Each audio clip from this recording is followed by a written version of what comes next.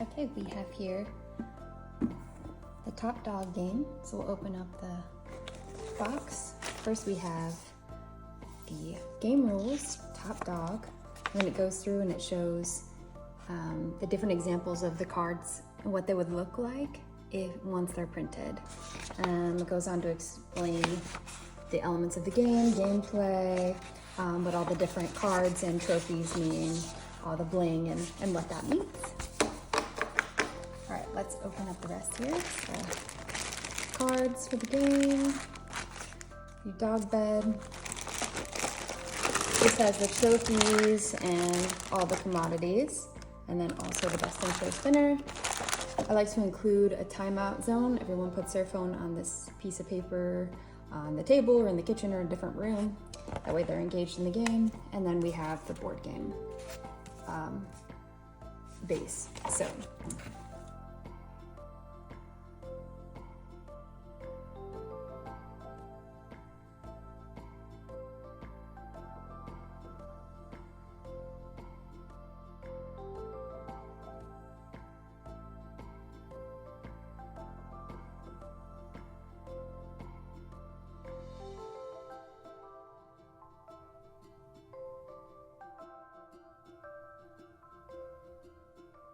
Okay, so we have an idea of what the board will look like all set up. We have the cards here, action dog, trick card, bark bait.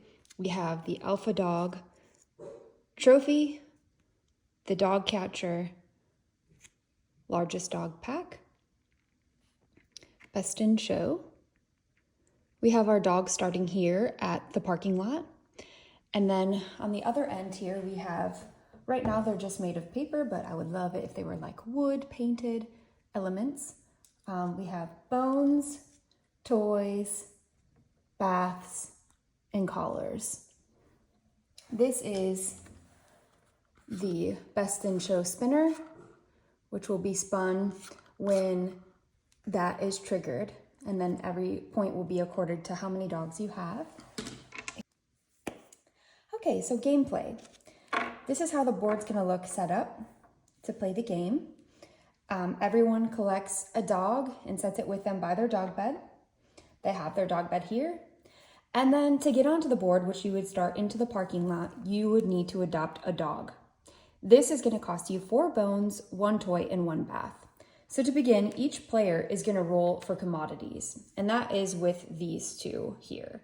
You're gonna have the one die that has numbers on it, and then you're gonna have another die that has commodities on it.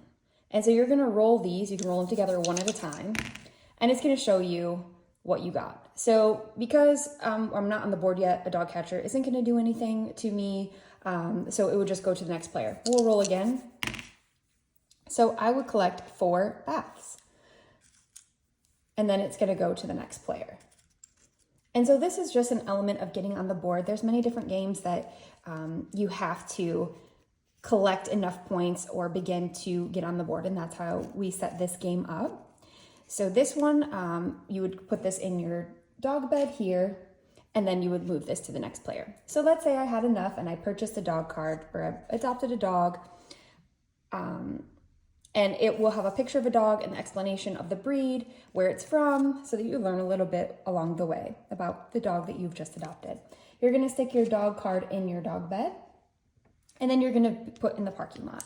So let's say I am on the board and it's my turn. I'm gonna roll for commodities. You're always gonna do that. So unfortunately, I got poo-poo, which means I don't collect any commodities on this turn. The next thing I'm gonna do is roll for a card. This die has action, A for action, T for trick card, D for dog card, and then B for bark bait. The B is one you don't really want to get on yourself because there is a penalty you have to pay, but the rest are positive. So I'm going to get an action card. I'll mix it up because we already saw that one. Okay, so the action is found your toy on a walk, fetch a toy. So we got an extra toy because we were good and found one on the walk. So I'm gonna put that in the dog bed, and I'll just put the action card back under here.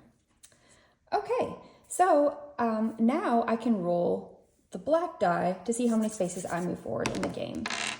and it says 4. So 1, 2, 3, 4. I've passed this spot here which says move 3 spaces back. So if you get a 3, it's going to keep moving you back and forth. So there is positive spots on the board and then ones that can bring you back on the board or make you trade spaces. So you'd follow after all that happens, you would follow whatever happens on the board for your next turn. And then your turn is over unless you want to purchase a trick, action card, a bark bait. And the advantages of doing that is you're going to add to your dog bed. So the action, you can buy an extra action and save it for the next turn. You can adopt more dogs. You can purchase tricks, which are going to help you get more points. So you see each trick has a point system here. You learn to fetch the paper. And it'll show a dog fetching the paper, and that will be your point. So you would put that in your trick spot, and that's going to be points for the end of the game. Now let's say you wanted to purchase a bark bait, which is 2 bones, 2 toys, and 2 baths. You're going to save this for your next turn. Got tangled around a tree. You're going to pay off this, you're going to move back 2 spaces. So if you put this on an opponent, they would, if they can't move back, which they can, this one they can, but some of them are paying different things. Let's see if I can find one of those. Let's see here. Okay, 1 trick, 4 toys, or 1 trick or 4 toys and 2 bones. And you would place this on the front of their dog bed like so.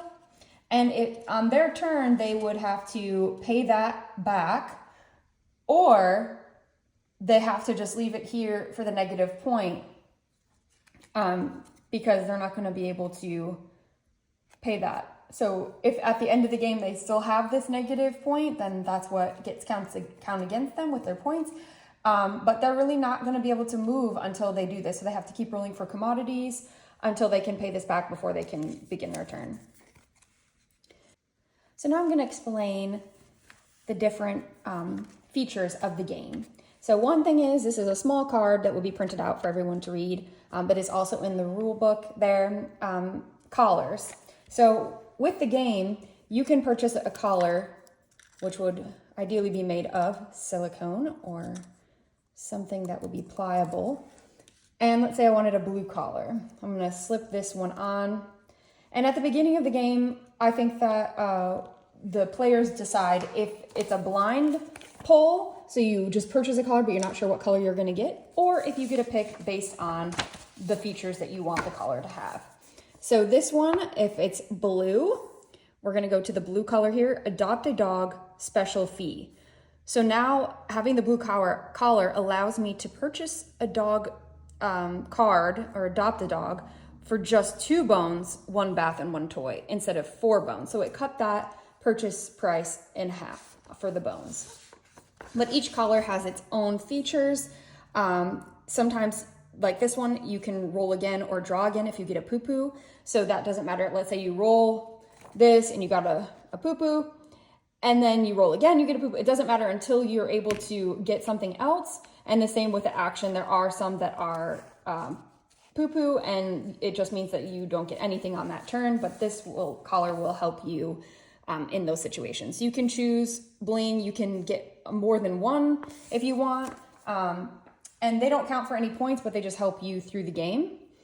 Okay, so the next, like this is collect an action card, so if you landed here, you would get that. Move back spaces. So let's say you land on this star here, best in show.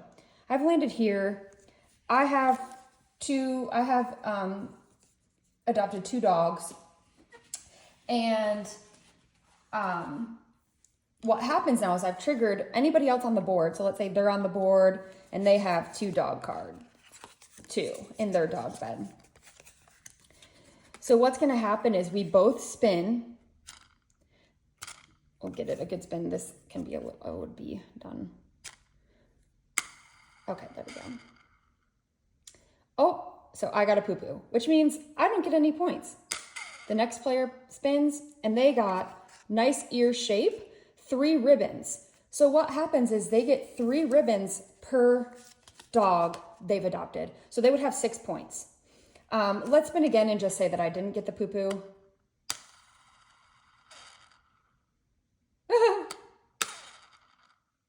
Okay, so this one was on the pink.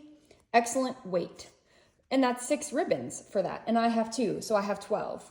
So 12 versus 6. So I get the Best in Show trophy, which is right here. And then this trophy is points at the end of the game, which is in the rule book. Now, in the Best in Show, if somebody had a bark bait and they had to pay 4 toys and 2 bones. So let's say, and then 2 bones. When I collect the Best in Show, I'm going to collect all of the commodities that were in the Best in Show trophy. And so that's a great feature of winning the Best in Show too, is you get more commodities and you also get the trophy. Now, when the trophy's not there, we're gonna have a little ring that these would still be collected, because even though I'm holding the Best in Show, someone can trigger the Best in Show if they want to.